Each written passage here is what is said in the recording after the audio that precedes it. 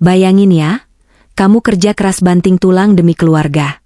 Kamu percaya penuh sama suami, dan juga anak yang kamu sayangi dari kecil. Tapi tanpa kamu tahu, mereka justru menjalin hubungan yang paling gak masuk akal. Hubungan yang bikin mual dan nyesek di dada. Dan semuanya terjadi di dalam rumahmu sendiri. Assalamualaikum warahmatullahi wabarakatuh. Halo teman-teman semua.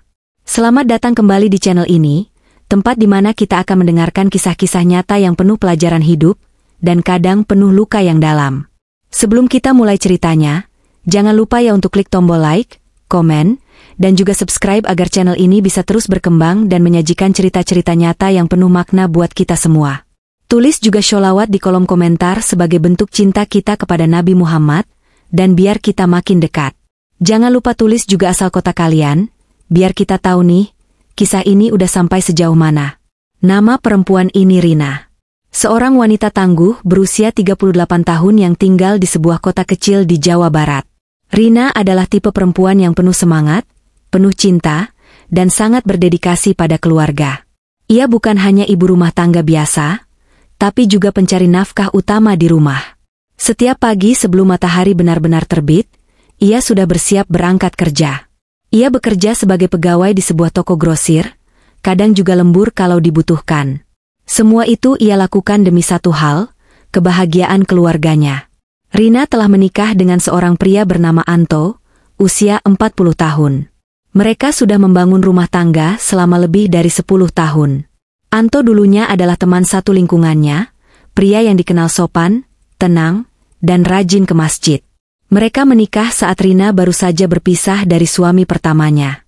Dari pernikahan sebelumnya, Rina punya seorang anak perempuan bernama Nadia yang saat itu masih berusia 9 tahun. Saat pertama kali mengenalkan Nadia ke Anto, Rina sempat khawatir. Ia tahu tidak semua pria bisa menerima anak tiri. Tapi ternyata Anto memperlihatkan sikap yang sangat dewasa dan penuh kasih sayang. Ia memperlakukan Nadia seolah anak kandungnya sendiri. Mereka sering mengobrol, bermain bersama, bahkan Nadia mulai memanggil Anto dengan sebutan ayah.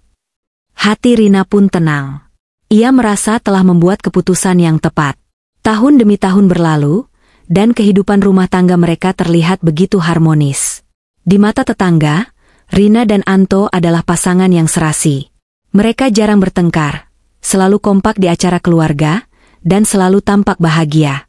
Nadia pun tumbuh menjadi gadis remaja yang cantik, cerdas, dan mandiri. Ia mendapat beasiswa kuliah di universitas negeri di kota itu. Rina sangat bangga. Ia berpikir, inilah buah dari kerja kerasnya selama ini. Namun, ada harga yang harus dibayar dari semua itu. Karena bekerja dari pagi sampai malam, Rina jadi jarang berada di rumah. Waktu berkualitas bersama keluarga sangat terbatas. Bahkan saat akhir pekan, kadang ia masih harus lembur demi tambahan penghasilan. Dan karena merasa rumah sudah aman, Anto selalu di rumah dan Nadia sudah dewasa, Rina pun tidak terlalu khawatir meninggalkan mereka berdua. Tanpa sadar, inilah awal dari semua kehancuran yang akan datang. Di awal-awal pernikahan, Rina dan Anto memang sangat mesra. Tapi seiring waktu, kemesraan itu mulai memudar. Anto menjadi lebih banyak diam. Komunikasi mereka berkurang. Rina berpikir ini hal biasa dalam rumah tangga. Toh Anto masih setia di rumah, tidak keluyuran, dan masih bersikap baik pada Nadia.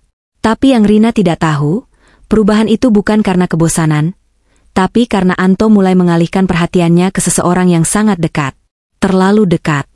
Nadia, yang dulu masih kecil dan polos, kini telah berubah menjadi gadis muda yang menarik. Ia sudah kuliah semester 4, dan karena kuliahnya online, ia lebih sering berada di rumah. Hubungannya dengan Anto makin akrab. Mereka sering ngobrol, tertawa, dan nonton TV berdua saat Rina tidak ada. Kadang Nadia masak dan menyajikan makanan khusus untuk Anto. Bahkan Anto sering membelikan hadiah-hadiah kecil untuk Nadia, seperti parfum, baju, dan pernak-pernik lainnya. Awalnya Rina menganggap itu hal wajar. Ia berpikir, ya namanya juga ayah sayang anak perempuannya. Tapi perlahan-lahan, ada hal-hal kecil yang mulai terasa janggal. Rina mulai melihat bahwa kedekatan mereka sedikit terlalu intim. Tatapan mata mereka, cara mereka saling menyentuh, semua terasa aneh. Tapi setiap kali pikiran buruk itu muncul, Rina buru-buru mengusirnya. Ia merasa berdosa menaruh curiga pada suaminya sendiri dan anak kandungnya sendiri. Namun, insting seorang ibu tidak pernah salah. Rina mulai memperhatikan perubahan sikap Nadia. Ia yang dulu terbuka, sekarang jadi lebih tertutup. HP selalu dibawa kemana-mana, bahkan ke kamar mandi. Anto pun jadi lebih defensif. Ia tidak suka jika Rina meminjam HP-nya. Dulu biasa saja. Sekarang jadi sangat protektif. Tapi sekali lagi, Rina masih mencoba percaya. Ia tidak mau menuduh tanpa bukti. Namun semuanya berubah pada suatu sore yang tak akan pernah ia lupakan. Hari itu, Rina pulang kerja lebih awal karena toko tempatnya bekerja sedang renovasi. Ia tidak memberitahu siapa-siapa kalau akan pulang lebih cepat. Ia berpikir, ingin memberi kejutan kecil untuk suaminya dan anaknya. Sesampainya di rumah, suasana terasa sepi. Pintu tidak dikunci. Ia masuk pelan-pelan. Sepatu Nadia ada di depan, begitu juga sandal Anto. Tapi tidak ada suara TV, tidak ada suara obrolan. Rina berjalan pelan ke lorong menuju kamar. Dan disitulah, ia melihat sesuatu yang membuat jantungnya seolah berhenti berdetak. Dari kamar, Nadia keluar tergesa-gesa, rambutnya acak-acakan, hanya mengenakan daster tipis. Ia tampak sangat panik saat melihat Rina berdiri di ujung lorong. Matanya membesar, wajahnya pucat. Tak lama, dari balik kamar, muncul Anto, dengan baju yang belum rapi, dan wajah yang tak kalah panik. Keduanya mencoba bersikap seolah tidak ada apa-apa. Nadia bilang ia sedang istirahat di kamar ayah tirinya, karena AC di kamarnya rusak. Tapi Rina tahu, ada yang tidak beres. Ia tahu dari cara mereka bicara, dari mata mereka yang tak sanggup menatapnya. Namun hari itu, Rina masih memilih diam. Ia masih ingin percaya, tapi di dalam hatinya, badai sudah mulai terbentuk. Dan ia bersumpah akan mencari tahu kebenarannya. Walau harus menanggung luka yang lebih besar dari apapun yang pernah ia rasakan. Setelah peristiwa sore itu, hati Rina tidak pernah benar-benar tenang lagi. Wajah panik Nadia dan Anto terus terbayang di pikirannya, bahkan saat ia sedang bekerja. Awalnya ia mencoba menenangkan diri, mencoba percaya bahwa semuanya baik-baik saja. Tapi semakin hari, tanda-tanda itu justru semakin terlihat jelas, seperti potongan puzzle yang mulai membentuk gambaran utuh dari sesuatu yang mengerikan. Rina mulai mengamati lebih seksama. Nadia yang biasanya aktif di kampus, kini sering izin tidak masuk dengan alasan lelah, atau dosennya batal mengajar. Padahal Rina tahu, kegiatan kampus sudah mulai kembali normal sejak beberapa bulan lalu. Tapi Nadia selalu punya alasan. Dan yang lebih membuat Rina waspada, setiap hari Nadia sekarang lebih sering berada di rumah, sendirian bersama Anto. Anto pun berubah. Ia yang biasanya sibuk ngurus bengkel kecil di depan rumah, kini lebih banyak duduk-duduk di dalam. Rina beberapa kali memergoki Anto dan Nadia menonton film bersama di ruang tengah, dengan posisi duduk yang terlalu dekat. Kadang mereka saling tertawa, saling lempar bantal, atau bahkan Rina pernah melihat Anto memegang kaki Nadia sambil bercanda. Hal-hal kecil yang, kalau dilihat sekilas, mungkin tampak biasa, tapi di mata seorang istri dan ibu, itu sudah jauh dari batas wajar. Satu malam, Rina membuka lemari pakaian di kamar Anto saat mencari handuk. Tapi matanya justru menangkap sesuatu yang aneh. Selembar pakaian dalam perempuan yang bukan miliknya. Ia tahu betul itu milik Nadia, karena ia yang membelikannya. Awalnya Rina berusaha berpikir positif. Mungkin Nadia menaruhnya sembarangan saat menumpang mandi. Tapi kenapa harus di lemari Anto? Rina juga mulai mencium aroma parfum wanita di kamar Anto. Bukan aroma parfum yang biasa ia pakai, tapi aroma yang familiar, aroma parfum yang baru-baru ini dipakai Nadia. Sejak kapan Anto memakai parfum perempuan? Pikiran Rina makin kacau. Setiap hari ia pulang kerja dengan jantung berdebar, takut menemukan sesuatu yang tak bisa ia terima. Tapi sampai saat itu, ia belum punya bukti kuat. Dan di lubuk hatinya, ia masih ingin percaya bahwa semua ini cuma salah paham. Mungkin hanya rasa cemburu seorang ibu karena anaknya makin dekat dengan suami. Mungkin ia terlalu sensitif. Namun semuanya berubah total saat Rina memutuskan untuk mengikuti naluri terdalamnya, mengecek isi ponsel suaminya. Pada suatu malam, saat Anto tertidur di ruang tengah, Rina diam-diam mengambil ponselnya. Dengan jari yang gemetar, ia mencoba membuka kunci layar. Untungnya, ia tahu PIN-nya. Begitu layar terbuka, Rina langsung membuka aplikasi WhatsApp. Dan di sanalah, ia melihat semuanya. Chat pertama yang ia buka adalah percakapan antara Anto dan Nadia. Awalnya percakapan itu tampak seperti obrolan biasa antara ayah dan anak. Tapi semakin ia scroll ke atas, isi pesan itu berubah. Ada panggilan sayang yang tidak pantas. Ada emoji-emoji yang seharusnya tidak digunakan antara ayah dan anak. Dan kemudian, Rina menemukan foto-foto. Selfie Nadia dengan pakaian tidur, pose menggoda, dikirimkan langsung ke Anto. Rina nyaris muntah saat itu juga. Pesan-pesan berikutnya bahkan lebih menjijikkan. Mereka membicarakan malam-malam yang pernah mereka lewati bersama. Anto memuji tubuh Nadia. Nadia membalas dengan kalimat manja dan penuh gairah. Bahkan ada percakapan tentang bagaimana mereka harus berhati-hati jika Rina ada di rumah. Mereka menyusun skenario seolah-olah Rina adalah orang luar, orang ketiga dalam rumah tangga mereka. Dengan tangan gemetar, Rina menyimpan beberapa tangkapan layar pesan itu ke ponselnya sendiri.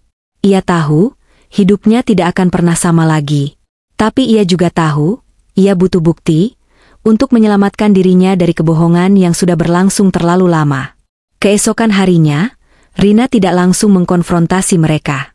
Ia memilih untuk bertindak tenang, walau dadanya seperti terbakar. Ia menatap Nadia seperti biasa, padahal hatinya ingin berteriak. Ia melayani Anto seperti biasa, padahal dalam pikirannya, ia ingin melemparkan piring ke wajah pria itu. Tapi ia bertahan. Ia ingin mendengar pengakuan langsung dari mulut mereka sendiri. Dan momen itu datang di akhir pekan, saat mereka bertiga sedang sarapan. Rina meletakkan HP-nya di atas meja, membuka galeri, dan menunjukkan tangkapan layar chat mesum itu kepada Nadia dan Anto. Tak ada suara. Hening. Nadia langsung pucat. Anto terdiam, wajahnya berubah drastis. Lalu Nadia menangis. Tangis keras yang membuat tubuhnya gemetar. Dan dari sana, semua pengakuan pun keluar. Ya, mereka sudah menjalin hubungan selama lebih dari 6 bulan. Hubungan fisik. Hubungan emosional. Mereka melakukannya saat Rina tidak ada di rumah. Kadang di kamar Anto, kadang di kamar Nadia. Bahkan pernah di ruang tengah saat hujan deras menenggelamkan suara mereka. Nadia mengaku awalnya merasa bersalah, tapi lama-lama justru merasa dimengerti dan dicintai oleh Anto. Rina tidak bisa berkata-kata. Tangisnya pecah. Dunia yang ia bangun selama ini runtuh begitu saja. Suaminya, dan anak kandungnya sendiri, telah mengkhianatinya dengan cara paling menjijikan yang bisa ia bayangkan. Anto hanya diam. Tak membela diri, tak minta maaf. Ia hanya berkata bahwa ia terjebak dalam perasaan. Seolah semua ini hanya karena cinta. Seolah yang ia lakukan bukan dosa. Rina saat itu juga mengusir Anto dari rumah. Ia tak peduli meski orang-orang akan tahu. Ia hanya ingin menjaga harga dirinya. Nadia pun dikunci di kamar. Rina tidak bisa melihat wajahnya. Ia tidak bisa percaya. Anak yang ia lahirkan dengan darah dan air mata, tega menusuknya dari belakang. Beberapa hari setelah kejadian itu, Rina menggugat cerai. Nadia meninggalkan rumah dan tinggal di tempat temannya. Hubungan ibu dan anak itu hancur total. Tak ada lagi kata-kata, tak ada lagi pelukan. Yang tersisa hanyalah luka, dan pertanyaan, di mana salahku? Setelah semua terungkap, hidup Rina berubah drastis. Ia tidak lagi bisa tidur dengan tenang, makan dengan lahap, atau tertawa dengan bebas. Hari-harinya kini dipenuhi kehancuran, kekecewaan, dan pertanyaan-pertanyaan tanpa jawaban. Ia merasa hampa. Seperti rumah yang sebelumnya penuh cahaya, sekarang berubah menjadi puing-puing dingin yang berserakan di mana-mana. Perceraian dengan Anto berjalan cepat. Tak ada perlawanan, tak ada penyangkalan. Anto bahkan tidak hadir dalam sidang kedua. Ia menghilang setelah dikeluarkan dari rumah. Rina mendengar kabar bahwa ia pindah ke kota lain, mungkin untuk menghindari malu. Tapi bagi Rina, kepergian Anto bukanlah kabar baik ataupun buruk. Ia sudah tidak punya emosi lagi untuk pria itu. Yang tersisa hanya jijik, muak, dan rasa bersalah yang entah kenapa justru terus menghantui dirinya. Ya, rasa bersalah. Meskipun ia adalah korban, Rina tidak bisa berhenti menyalahkan diri sendiri. Ia merasa gagal sebagai istri, dan lebih dari itu, gagal sebagai ibu. Ia bertanya-tanya setiap malam, apa aku terlalu sibuk bekerja sampai tidak sadar anakku butuh perhatian? Apa aku terlalu percaya pada suamiku? Apa semua ini terjadi karena aku terlalu lelah untuk memerhatikan tanda-tanda kecil yang sudah muncul sejak lama? Rasa sakit itu tak datang sekali, tapi seperti ombak, datang berulang-ulang. Kadang tenang, kadang menghantam keras hingga membuatnya sesak. Ia mencoba menyibukkan diri. Pergi bekerja, ikut pengajian, bahkan sempat mempertimbangkan untuk pindah rumah. Tapi luka itu tetap ikut. Seperti bayangan yang tidak pernah lepas, bahkan ketika cahaya sudah padam. Tentang Nadia, anak yang ia kandung 9 bulan, lahirkan dengan perjuangan nyawa, besarkan dengan peluh dan air mata, kini menjadi orang yang paling sulit ia pahami. Setelah pengusiran itu, Nadia pergi dari rumah. Ia hanya sempat mengirim pesan singkat beberapa minggu kemudian, mengatakan bahwa ia tinggal di kos milik temannya dan meminta maaf atas segalanya. Tapi Rina tidak membalas. Bukan karena benci, tapi karena terlalu sakit. Bagi seorang ibu, tidak ada yang lebih menyayat hati daripada dikhianati oleh anak sendiri. Dan lebih menyakitkannya lagi, adalah karena bagian dari dirinya masih ingin memaafkan Nadia, masih ingin memeluknya dan mengatakan, ibu di sini kalau kamu mau berubah. Tapi rasa sakitnya terlalu dalam untuk bisa bertindak sejauh itu. Setiap kali ia melihat foto-foto lama di album keluarga, ia menangis. Melihat foto kecil Nadia yang duduk di pangkuannya saat ulang tahun, atau foto bertiga saat liburan ke pantai Pangandaran, semuanya seperti film yang kini terasa bohong. Kebahagiaan di foto itu ternyata menyimpan bom waktu yang meledak tanpa ia tahu. Orang-orang di lingkungan sekitar pun mulai bertanya-tanya. Beberapa tetangga dekat tahu bahwa Anto sudah tidak tinggal di rumah. Ada yang berbisik-bisik, ada yang terang-terangan bertanya. Tapi Rina memilih diam. Ia tidak ingin mengumbar aib. Bukan karena ia malu, tapi karena ia masih punya sisa harga diri yang ingin ia lindungi. Waktu berjalan. Hari demi hari Rina lewati dengan langkah yang berat. Tapi satu hal yang membuatnya tetap bertahan adalah keimanan. Ia mulai lebih rutin menghadiri pengajian, curhat pada ustazah, dan mengadu pada Tuhan. Di sana, ia mulai menemukan ketenangan. Ia belajar bahwa semua cobaan ini adalah ujian, seberat apapun rasanya. Bahwa kadang, orang baik pun diuji dengan cara yang paling buruk. Rina juga mulai terbuka dengan cerita hidupnya. Ia menulis pengalamannya dalam forum ibu-ibu, lalu mulai membagikan kisahnya dalam bentuk anonim. Respons dari orang-orang luar biasa. Banyak perempuan lain yang ternyata pernah mengalami hal serupa. Dikhianati, ditusuk dari belakang, bahkan oleh darah daging sendiri. Ia tak lagi merasa sendirian. Ia mulai sadar, kisah hidupnya yang kelam ini bisa menjadi pelajaran berharga untuk orang lain. Karena itu, Rina memutuskan untuk membagikan kisahnya ke publik.